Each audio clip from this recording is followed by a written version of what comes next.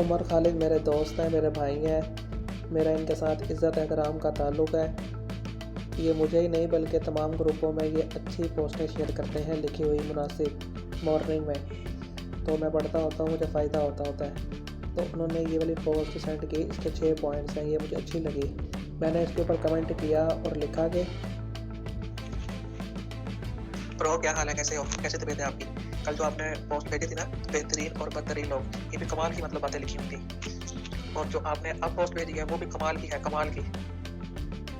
तो जो point number 2 है, 3 है, 4 है, 5 है, 6 है, मैं उसके ऊपर अमल करने की कोशिश करता होता हूँ। और जहाँ तक बात है पहले की, उधर लिखा हुआ है कि गुनाह करते हैं, तो ग़ीबत, झूठ, चोरी, बदनज़री, ये भी गुनाह में है ना, तो मैं कोशिश करता हूँ कि इनसे बचूँ, कि ना करूँ मैं।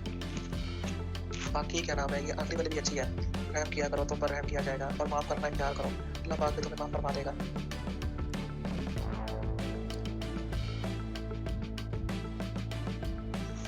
दोस्त, ये जो ऊपर वाली पोस्ट है ना, ये भी आप ही ने भेजी थी।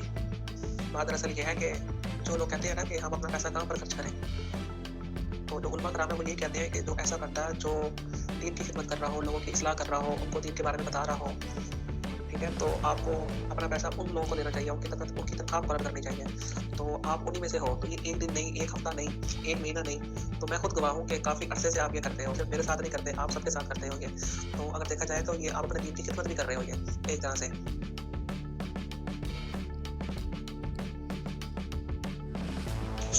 जज़ाकल्लाह यार मुनीब, बहुत खुशी हुई मेरी जान, आपको अच्छा लगा यार। मैं तो समझता था कि यार पता नहीं लोग पढ़ते भी हैं मैसेज मेरे कि नहीं पढ़ते। बहुत अच्छा लगा यार सुन के, बहुत अच्छा लगा। अल्लाह ताला आप पर रहम करे और आपको खैर वाफियत दे।